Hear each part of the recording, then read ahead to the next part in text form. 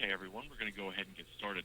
I want to thank you for jumping on today. We've got probably one of the most exciting new opportunities that we've seen in the Medicare space in a long, long while, with the release of a new SubStandard Medicare supplement product from Cigna Supplemental Services.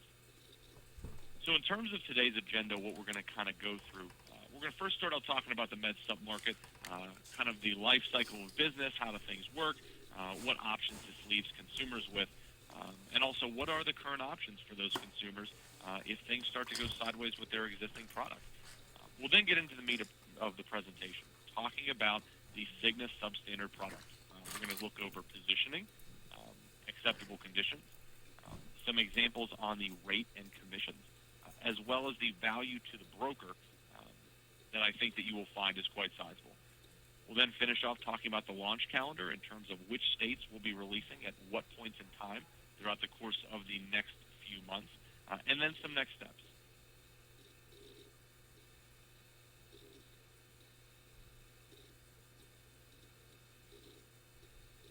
So if we look at the Medicare supplement market, how does this work for a consumer? Usually a hot product comes out, and we see this usually multiple times a year where it's the next big thing in the Medicare supplement market in terms of the most competitive product that everyone's got to have. And you move your clients that are healthy into it, you get someone who's turning 65 who wants a MedSupp, they enroll in that product. And then what happens? The consumer enrolls. Later on down the line, be it 6 months, a year, 2 years, 5 years, that client ultimately starts to get ill.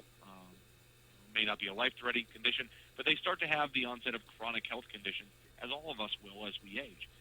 And then once the client gets to a certain position in terms of their health, they are then stuck in that product.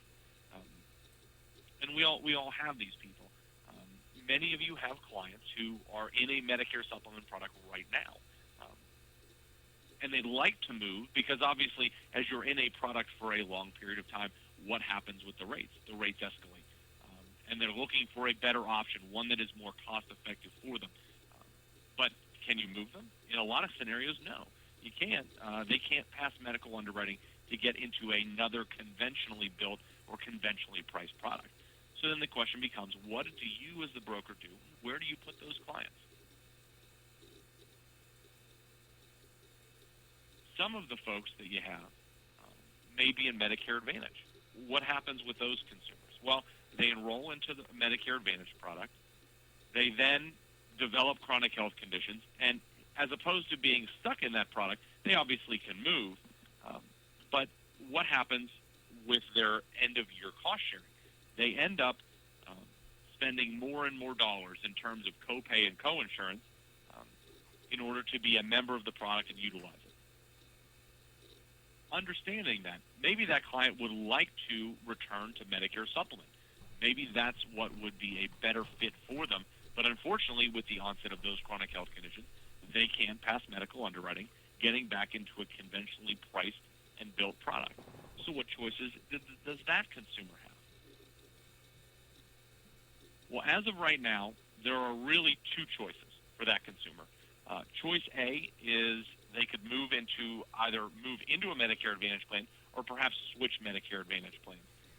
Obviously, in that scenario, underwriting is not an issue. As long as they don't have end-stage renal disease, they can move as long as they have an eligible enrollment period. However, the problems for that consumer is that, number one, it may be that the cost structure is really no better for them or may, in fact, be worse for them. Additionally, it may be a scenario where the network, in terms of if it is an HMO or a PPO plan, the network is not a fit for who it is they like to see. That's one of the main reasons that consumers are drawn to Medicare supplement product is the ability to see any doctor or hospital that accepts Medicare. So not having those limitations is really a big draw for Medicare supplement. So leaving that MedSupp and going to a network bill product may not be a good option for all of your consumers. Additionally, you may have consumers who don't have any Medicare Advantage products available in their county. We've certainly seen over the course of the last 5 years, if we look at a lot of companies, that they are reducing footprint and not necessarily adding footprint. So again, any of those might be a reason why moving into a Medicare Advantage plan or switching Medicare Advantage plans may not be a good fit. The other option that agents have been utilizing, and certainly agents that do business with us are utilizing this as well, is moving into the AARP Medicare supplement product. And specifically, if we're talking about folks with serious chronic health conditions, almost all of those folks are going onto the level 2 rate class, the level 2 product. In that scenario, underwriting might not be an issue. Now, there are folks that cannot get underwritten and issued through the level 2 rating, but a majority of folks that we're talking about, this target market, underwriting might not be the issue there, but the rates are incredibly high. That being said, we have a lot of our agents are writing a lot of their consumers onto this product. But with the rates where they are, that may or may not be cheaper than their existing product that they have right now.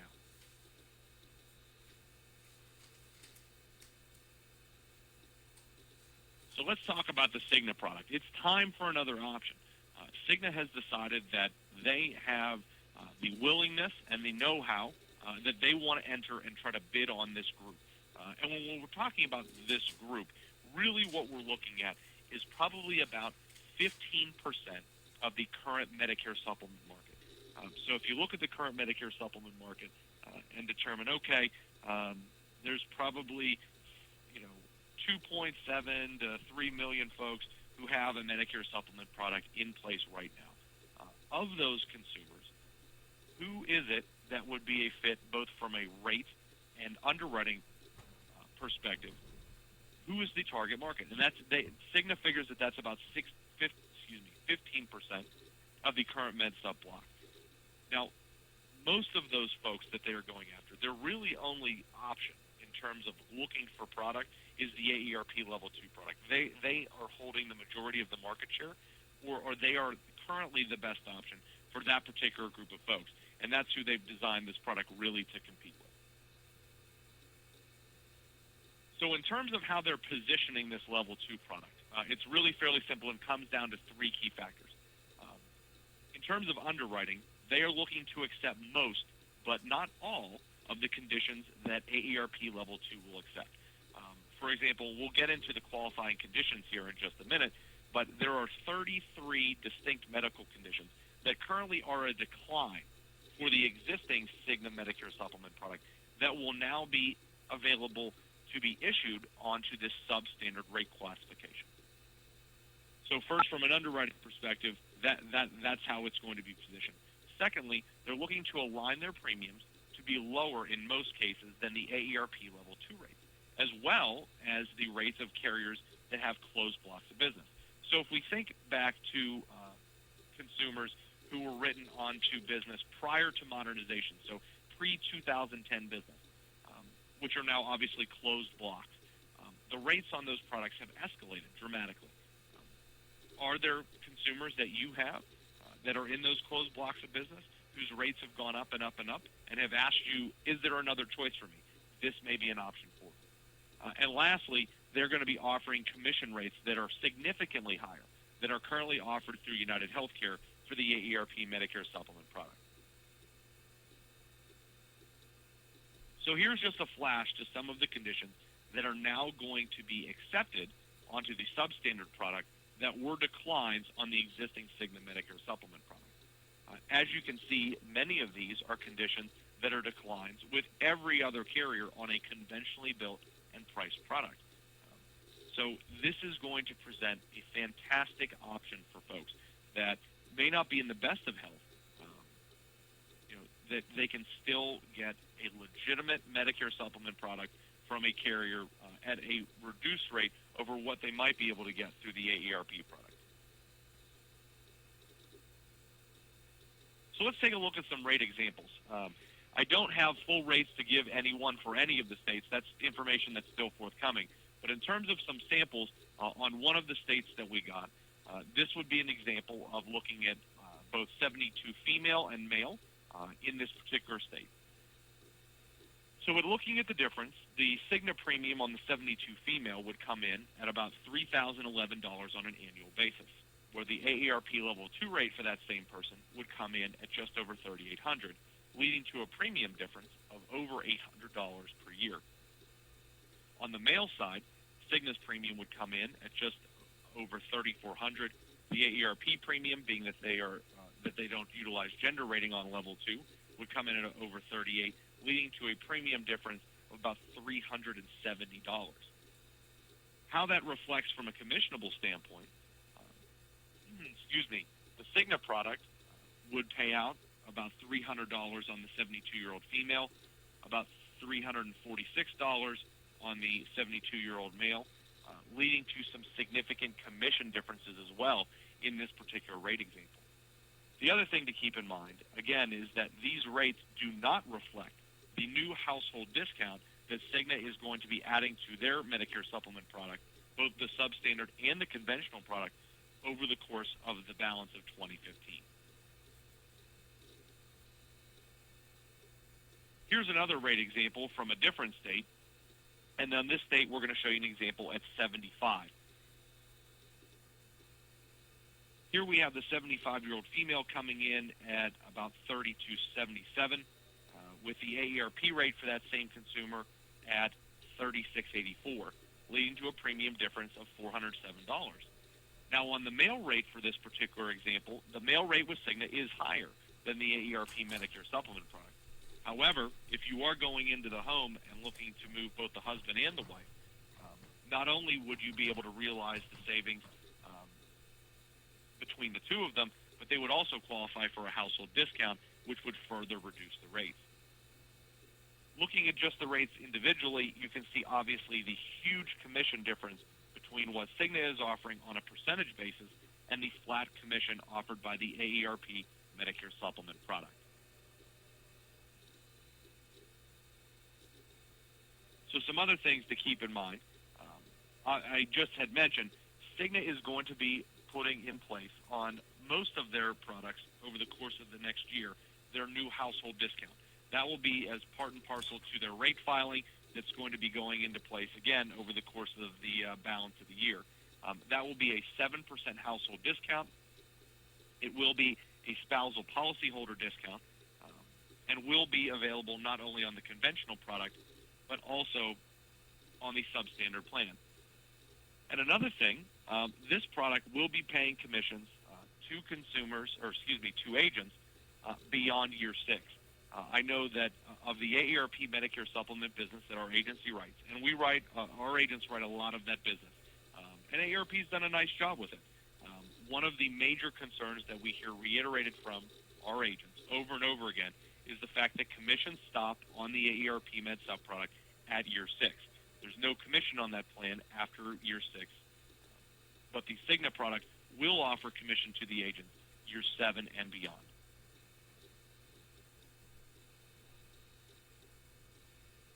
So in order to try to summarize the value to the broker of this particular product, you're going to be able to go in not only with lower rates than probably the current product options that are available to them. You offer yourself the ability to earn a much higher commission, significantly higher commission, especially after year 7.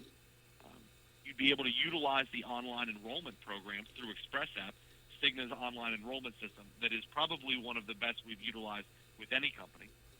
And lastly, between incentive programs, incentive trips, and lead programs that are going to be offered both by the carrier and by Neishloff and Fleming, you'll be able to really grow your revenue with production of this business.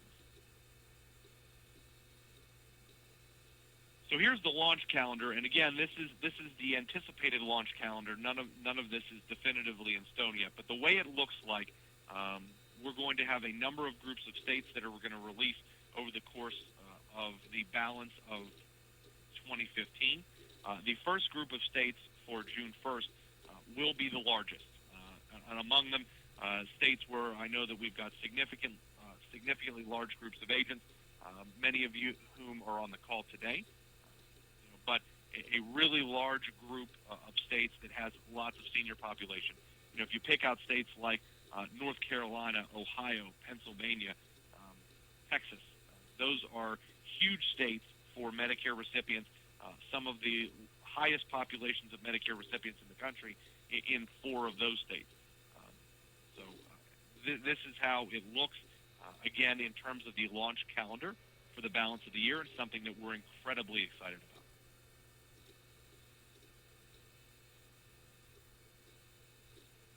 So in terms of next steps, the first question is, are you contracted with Cigna Supplemental? If you are, you will be ready to go when this product launches. There is not a separate contract or appointment that's required to market and sell the substandard product. It's part and parcel to your existing appointment. So once the product is available, you will be ready to go. If you are not contracted already, you need to speak with one of our marketers today, making sure that you get your paperwork processed, you're appointed, so that you will be ready and receiving information directly from the company as the launch progresses, so that you're ready on day one. Once you're set up to go, your next step after that would be to identify who are the folks that you have in your existing client base that would be interested in this type of product. Certainly if you have any sort of experience in the senior market, you have clients that would love to get out of their existing product. I, for example, help my father and my mother and their friends, and I know right off the top of my head 3 of their neighbors that I've particularly helped with product and making decisions that if they could get out of their current Medicare supplement product and get a cheaper rate, they absolutely would do so. Any of you that have experience in this market, you have those consumers. Additionally, you may have folks that aren't your policyholders, but they could have been if you had access to this type of product. People that you perhaps went on an appointment for, and you just didn't have the right product for them at that right point in time. Those are people that you can go back to and let them know that you have a new product that's available that could indeed suit their needs. And lastly, after you've identified your prospects, the product will launch, and you'll be able to start generating revenue. So with that, I'd like to thank you for your time. I'm willing to take any questions that you have at this point. You can submit questions one of 2 ways, either through the question and answer panel that is available through the WebEx system or through the chat panel. And I will try to take those questions as best I can throughout the rest of the session. So let's take a look here and see if we have any questions at this point in time.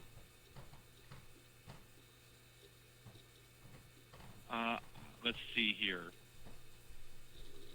I have a question from Deborah. Deborah asks, are height and weight a factor in qualifying? Also, if one partner has health issues and the other does not, would it make sense to put them both in this plan to get the household discount? In terms of height and weight will be looked at, but is not a declinable condition for this program. So while height and weight would determine whether someone would be on the conventionally priced product or would qualify for substandard, height and weight issues would not be a decline for this program. Also, if you have a consumer, one on the conventionally built product and one on the substandard product, both, again, based upon my understanding at this point, both of them would receive the household discount.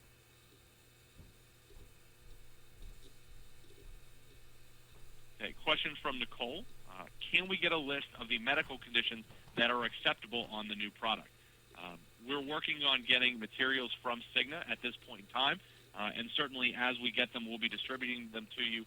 This was just advance notice, but as soon as we get the official list of the medical conditions, we'll certainly send it out to you, along with copies of the questions.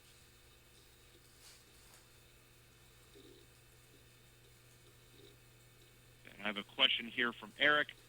Will you have marketing materials available for this launch, template letter, postcard, etc.?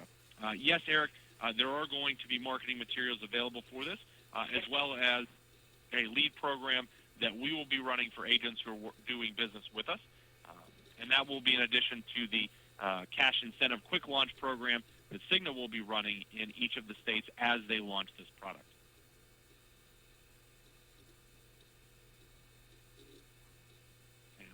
Here, and at this point I'm not seeing that we have any more questions. If you still have them, please certainly submit them through either the chat or the Q&A tab. Certainly appreciate all of your time today. Certainly everyone's got a busy schedule. We've got the holiday coming up for many of you, so I want to say thank you again for your time and your business. Not seeing any more questions at this time, so I'm going to go ahead and end the session. Again, thank you so much for your business and your time. I think we've got a fantastic opportunity with this new product, and I'm really excited to offer